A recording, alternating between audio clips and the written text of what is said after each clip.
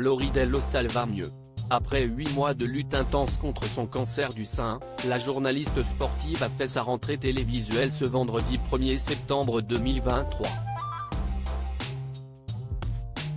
Elle a rejoint l'équipe de Télématin en tant que chroniqueuse et, lors de sa première, elle a dévoilé un look capillaire révélateur de son parcours. Ce vendredi 1er septembre, Damien Thévenot et Maya Locquet faisaient leur rentrée sur France 2. Les deux animateurs ont pris le relais de Thomas Soto et Marie Portolano pour piloter Télématin. Et est bien sûr entouré de plusieurs chroniqueurs qui l'ont résumé les dernières actualités. Les plus fidèles téléspectateurs ont ainsi retrouvé des visages familiers, mais pas que. Il y avait aussi des petites nouvelles comme l'a souligné Damien Thévenot, à savoir Olivia De Troya pour l'économie et Laurie Delhostal pour parler sport. Cette dernière opérait alors son grand retour à la télévision après avoir combattu un cancer du sein pendant plusieurs mois.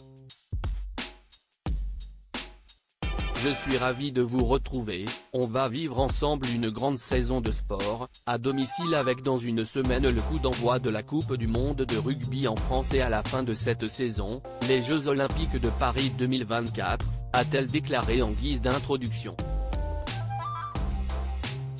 Et d'ajouter avec humour, j'ai un grand défi, même le défi d'une vie, de convaincre Damien Thévenot, note de la rédaction, de s'intéresser au sport, je sais que ça va être difficile mais je compte relever ce défi. Et on va travailler la culture sportive ensemble. Pour sa première chronique, Laurie Delhostal a évoqué Luis Rubial, l'homme dont on parle le plus en ce moment et qui fait scandale en Espagne après l'affaire d'un baiser forcé avec une joueuse de football. Si Laurie Delhostal semble avoir retrouvé toute sa forme, on constate néanmoins une conséquence physique de son cancer, sa perte de cheveux. Elle l'avait confié, ces derniers ont repoussé bizarrement à cause de la chimiothérapie et ont même changé de couleur.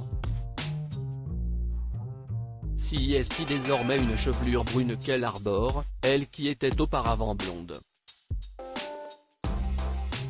Sans doute pas encore totalement satisfaite de leur apparence, Laurie Delhostal a choisi de les attacher en chignon et de porter un petit foulard sur la tête. Rappelons que en novembre 2022 que Laurie Delhostal annonçait souffrir d'un cancer du sein, lequel lui a valu de suivre des traitements intensifs, dont 13 cures de chimiothérapie, une opération, 3 passages au bloc et 33 séances de radiothérapie. Le 22 juin dernier, la journaliste sportive révélait néanmoins s'en être sortie.